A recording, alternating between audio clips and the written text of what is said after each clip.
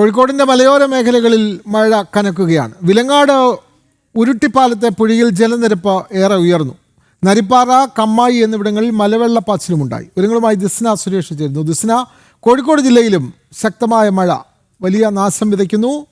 കോഴിക്കോടിൻ്റെ വിവിധ പ്രദേശങ്ങളിൽ, പ്രത്യേകിച്ചും മലയോര മേഖലകളിലാണ് മഴ ശക്തമായിട്ടുള്ളത്. ജലനിരപ്പ് ഉയർന്ന് വിവിധ പ്രദേശങ്ങളിൽ ജീവിതം തന്നെ പ്രയാസത്തിലാകുന്നു. കൂടുതൽ വിവരങ്ങൾ.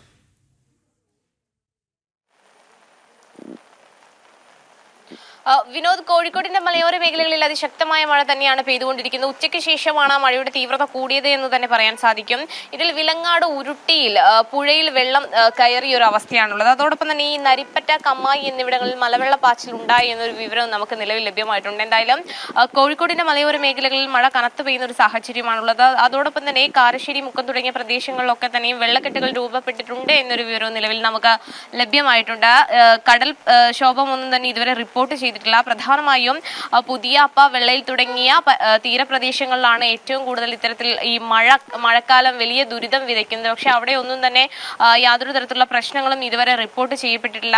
നരിപ്പറ്റ, കമ്മായി തുടങ്ങിയ സ്ഥലങ്ങളിലാണ് ഇപ്പോൾ മലവെള്ളപ്പാച്ചിൽ ഉണ്ടായിരിക്കുന്നത്. അതോടൊപ്പം തന്നെ ഉരുട്ടിപ്പുഴയിൽ വെള്ളവും കയറിയിട്ടുണ്ട്. മാത്രമല്ല, നമുക്കറിയാം, വയനാടിന് സമാനമായ ദിവസമാണ് വിലങ്ങാടും ഉരുൾപൊട്ടലുണ്ടായത്.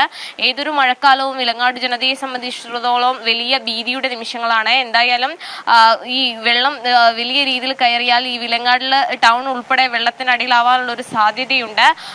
കഴിഞ്ഞ മഴയത്തു തന്നെ അവിടെയുള്ള ആളുകളെ ഒക്കെ തന്നെയും ദുരിതാശ്വാസ ക്യാമ്പുകളിലേക്ക് മാറ്റി താമസിപ്പിക്കുന്നത് നമ്മൾ കണ്ടിരുന്നു. എന്തായാലും നഗരത്തിൽ വലിയ രീതിയിലുള്ള വെള്ളക്കെട്ടാണ് ഇപ്പോൾ നിലവിൽ റിപ്പോർട്ട് ചെയ്യപ്പെട്ടിട്ടുള്ളത്. വിനോദ്, കോഴിക്കോട് ജില്ലയിലെ മലയോര മേഖലയിലാണ് മഴ കനത്ത് വലിയ നാശനഷ്ടം ഉണ്ടാകുന്നത്. മലവെള്ളപ്പാച്ചിലും ഉണ്ടായിട്ടുണ്ട്. വിവരങ്ങൾ നൽകുകയായിരുന്നു ദിസ്ന സുരേഷ്.